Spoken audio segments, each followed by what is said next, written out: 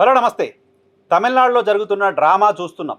తమిళనాడులో జరుగుతున్న డ్రామా చూసిన తర్వాత గవర్నర్ రాజేంద్ర ఆర్లేకర్ చాలా కాలం గుర్తుండిపోతాడు. చాలా కాలం చరిత్రలో నిలిచిపోతాడు. బట్ గుడ్‌గా కాదు, బ్యాడ్‌గా. రాజేంద్ర ఆర్లేకర్ కేంద్ర ప్రభుత్వం చేతిలో కీలుబొమ్మలా మారిపోయాడు అంటూ చర్చ చూస్తున్నాం. ప్రజలు మాట్లాడుకోవడం వింటున్నాం. తమిళనాడులో టీవీకే పార్టీ 108 స్థానాలతో ఒక అతిపెద్ద పార్టీగా అవతరించింది. 234 స్థానాలున్న తమిళనాడు అసెంబ్లీలో 118 మ్యాజిక్ నెంబర్. మ్యాజిక్ నెంబర్కి ఇంకొక 10 మంది ఎమ్మెల్యేల అవసరం టీవీకే పార్టీకి ఉంది.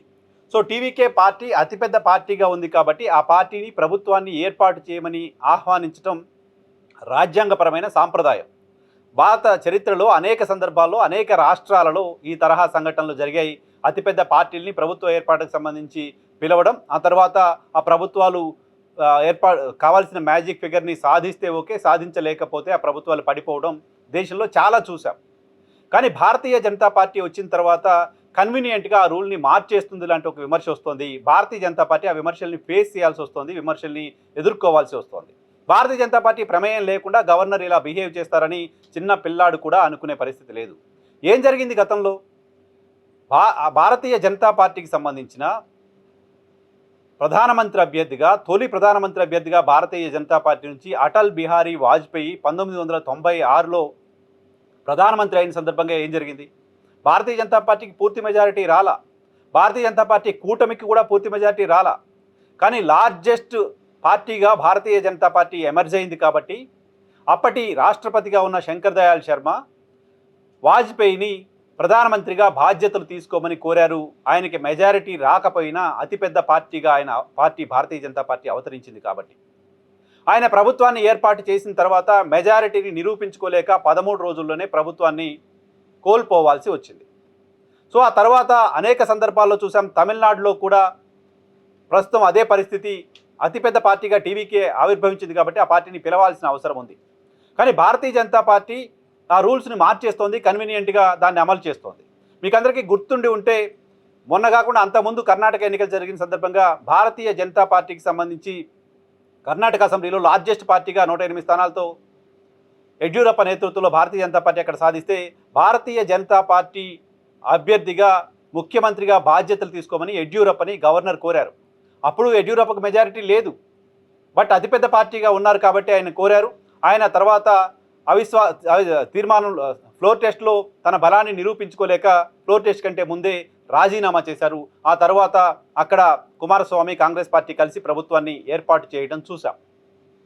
అలాగే అక్కడ అతిపెద్ద పార్టీని కర్ణాటకలో పిలిచిన గవర్నర్ గోవా ఎన్నికల సందర్భానికి వచ్చేసరికి మార్చేశారు. గోవాలో 40 అసెంబ్లీ స్థానాలుంటే 17 స్థానాలు గెలిచిన కాంగ్రెస్ పార్టీని కాకుండా మనోహర్ పారికర్ 13 స్థానాలు గెలిచిన భారతీయ జనతా పార్టీని మరో పార్టీని కలిసి అక్కడ ప్రభుత్వాన్ని ఏర్పాటు చేయడానికి పిలిచారు. అది అనైతికమైన చర్యగా దేశవ్యాప్తంగా అప్పుడు చర్చ జరగడం చూసాం. మహారాష్ట్రలో భారతీయ జనతా పార్టీ శివసేన కలిసి ఎన్నికల్లో పోటీ చేసిన తర్వాత భారతీయ జనతా పార్టీకి 100కు పైగా స్థానాలు వస్తే 56 స్థానాలు శివసేన పార్టీకి వస్తే శివసేన ముఖ్యమంత్రి పదవిని క్లెయిమ్ చేస్తే భారతీయ జనతా పార్టీ ఎన్సీపీని చీల్చి అక్కడ ప్రభుత్వాన్ని ఏర్పాటు చేయడం. రాష్ట్రపతి పాలన ఉన్న సమయంలో ఎన్సీపీ నేత అజిత్ పవార్ని తన వెంట పెట్టుకొని అర్ధరాత్రి 12 గంటలకు రాజ్భవన్కి వెళ్ళి తెల్లారేసరికి ముఖ్యమంత్రిగా ఫడ్నవీస్ ప్రమాణం చేయడం చూశాం. ఆ తర్వాత ఫ్లోర్ టెస్ట్లో ఆయన నిరూపించుకునే పరిస్థితి లేకపోవడం, అజిత్ పవార్ మళ్ళీ వెనక్కి రావడంతో ఫడ్నవీస్ ముఖ్యమంత్రి పదవిని కోల్పోవాల్సి వచ్చింది. ఇలాంటి ఎగ్జాంపుల్స్ చాలా ఉన్నాయి. చాలా ఎగ్జాంపుల్స్, ఇటువంటి ఎగ్జాంపుల్స్ ఉన్నాయి. ఇప్పుడు తమిళనాడు గవర్నర్ ముందున్న ఆప్షన్ టీవీకే పార్టీని పిలవడం మినహా ఇంకేముంటుంది? ఎస్ఆర్ బొమ్మాయి కేసులో సుప్రీంకోర్టు చెప్పింది. ఇప్పటివరకు చాలా సందర్భాల్లో ఇటువంటి అనేక సందర్భాల్లో ఎస్ఆర్ బొమ్మాయి కేసుని ఉదహరిస్తూ ఉంటారు. ఎస్ఆర్ బొమ్మాయి కేసులో ఫ్లోర్ టెస్ట్ అనేది గవర్నర్ ముందు కాదు జరగాల్సింది, అసెంబ్లీలో జరగాలి అని చెప్పారు. సుప్రీంకోర్టు చెప్పింది. గవర్నర్లు తీసుకునే ఏ నిర్ణయమైనా ఈ ప్రభుత్వాల ఏర్పాటుకు సంబంధించిన అంశంపై గవర్నర్ తీసుకునే నిర్ణయం సుప్రీంకోర్టు తీర్పుకు లోబడి, చట్టాలకు లోబడే ఉంటుంది కూడా.